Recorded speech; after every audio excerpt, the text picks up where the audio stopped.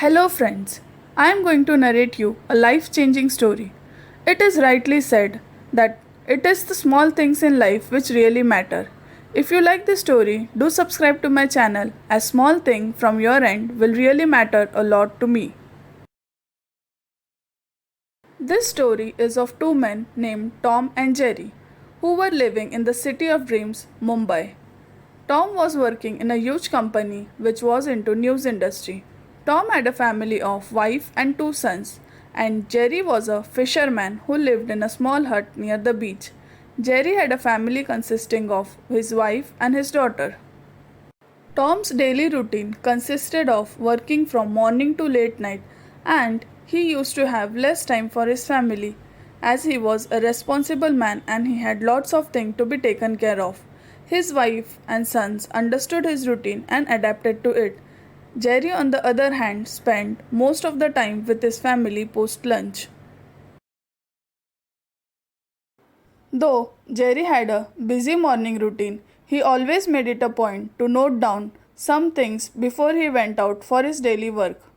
He used to note down 10 things he is grateful for and had a great start to his day by being positively looking forward to what the day has planned for him.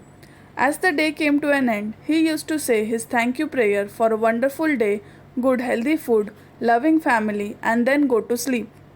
Tom was a busy man, and his morning started with news and reports for the day and ended with news and updates for the remaining things which he missed out in the day. He was a passionate man with a desire to serve through news to the public. Rainy season started, and this was not a prime time for Jerry's work. He used to do other small businesses in rainy season to earn for survival.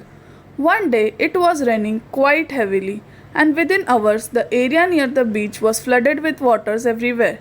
Jerry's small hut was also filled with water, and he was temporarily living in a temple with his family and other people from his nearby area. The time was peak for Tom's business as he was trying to cover all the real and actual situation through his news and making people aware of the situation. While searching for news from real survivors of the flood, Tom happened to interview Jerry. After a formal interview with Jerry, Tom asked him a few questions personally just out of curiosity to know more about him and his life. Jerry happily agreed to answer his questions. Tom asked Jerry, "How can you be so calm and composed even when your house is totally destroyed?" Jerry answered him by saying, "I don't have to panic and worry for something which is not in my control. I pray to God to give me the courage to face something which I cannot control and learn the lesson and move ahead in life."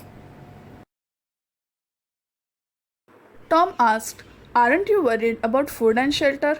Jerry replied, "Worrying is not going to solve the problem. I am thinking of building my house at a height so it doesn't get affected the next time this area is flooded. As for now, God has given me shelter in His own house.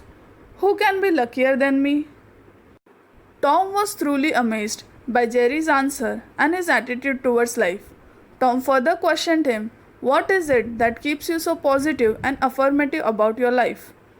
Jerry said, "It is my daily routines.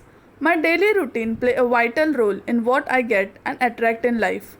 I have few practices which I do daily to stay positive and accept the situations in life." Tom enthusiastically asked, "Can you please share them with me? I would love to know more about them." Jerry said, "Surely, I will let you know. I write my blessings list in the morning before I start my day. We all have so many things to be grateful for, yet most of us focus on lack rather than abundance. It is said that we attract what we focus on. So I focus on blessings and attract more blessings. I do have a lot of blessings to be thankful for, but I start writing 10 blessings each day in the morning. Later, I make a list of 5 things I have to do in the day other than my regular work which I do for my earning and survival. The 5 things can be helping someone, greeting someone with a smile, reading, meeting old people, forgiving, etc. The next thing I do is I thank for my food. I say a small thank you prayer for all the people who were in the process of growing the food and bringing it to my table. Have you ever tried thanking for your food? It feels wonderful.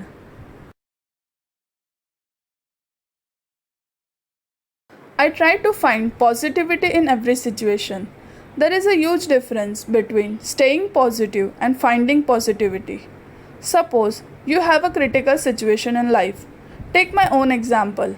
As my house is flooded with water, I cannot stay positive and smile for the situation.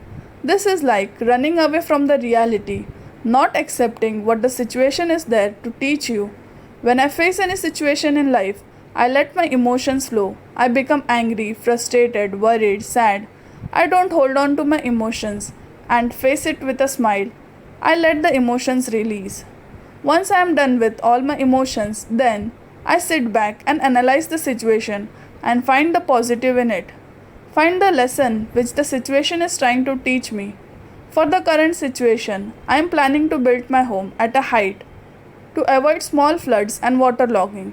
Smiling at the situation and repeating what I previously did is not a way of positive thinking or positive attitude, as the situation will keep repeating over and over again. Every night before going to bed, I thank for the day and I talk to myself. I rewind what all I did and learned in the day. Self talk is really important, but good self talk is more important. What I have learned in life is I attract what I think. My thoughts are powerful and they can change my life. So I take care of my self talk and not let negative people, negative energy, or negative thoughts overpower me. Powerful self talk can change your life. I like to live a simple life and learn from each day, and so I am doing it. You should also try someday.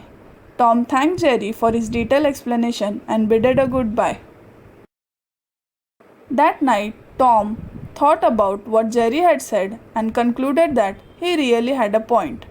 He decided on implementing one by one all the methods told by Jerry.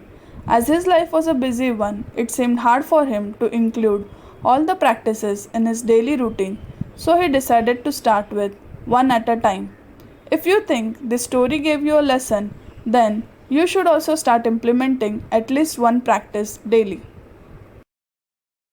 Thank you for watching this video. If you like my content, then please subscribe to my channel and share this video with your friends. Thank you.